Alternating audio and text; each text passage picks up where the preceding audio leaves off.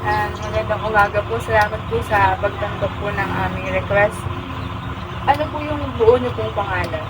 Renato Luzon. Ayan. So, ano po, magkano po yung naging kapital niyo po dito? Tsaka, paano niyo po nakuha yung kapital na yung kung utang po ba o ipon? Utang. Utang po. Magkano po yung naging kapital niyo po dito sa project natin? Sa SEO, 160.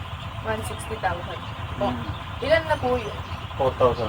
4,000. Ano po yung naging challenges niyo po nung nagsisimula hanggang ngayon pong nararanasan niyo? Puro puro talo halos eh. Opo. Di ba po itik po yung inalagaan niyo? Hmm. Bakit po itik po yung hinili niyo pong alagaan na maging source po ng income? Dati na namin alagayin. So parang siguro po sa pamilya po ano yun po talaga yung naging negosyo ng pamilya. Talaga ng itig.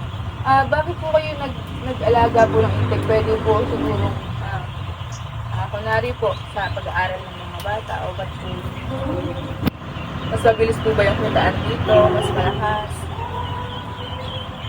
Parehas lang din. Pagka sinisulat, maganda kita. Pagka minamat, nakita mo, halos walang natitira. Para naman po sa management, sa pagkapakain po, sa paglilinis, kayo lang po ba o may katulong po ba?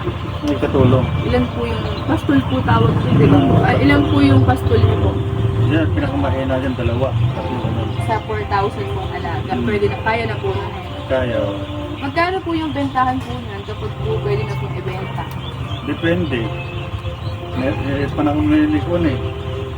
Mga 300 ang isa, 300 plus. Paano po yung bentahan? Direct po ba o may ahente po?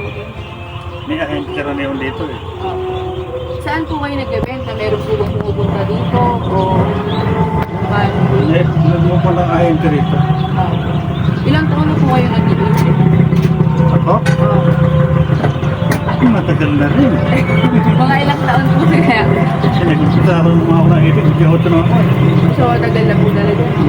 Kapag po ba nabenta na po yung alaga ng itik, nag-aalaga po ba kayo agad or nagpapahinga po na ng linggo or ng buwan? Kung minsan matagal lang ulit ko eh. Kung minsan naman, diretso. Siguro depende po sa panahon kung paano po magiging sistema. Ano na lang po, advice na lang po, or mabibigay niyo pong technique sa mga nagsisimula or gusto pong mag-alaga ng itik.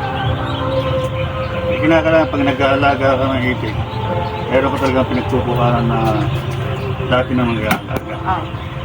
Para Saka siguro po meron kayong contact sa iba't ibang lugar. Di ba po idadayo po yan kapag po ilang buwan na. sa kamukha ko, pagka nung na konti-konti lang alaga ko eh. Ilang lugar lang napupunta ko, tatlong lugar lang. Ano po yung karakteristik niyo po o yung ugali niyo po dati na bago po kayo magsimula na hanggang ngayon po ginagamit niyo pa rin sa pag-iipit po? Pakikisama lang, gano'n lang. Importante yun, makasama ka para hindi ka mahukay. Oo. Ayan po. Thank you so much po.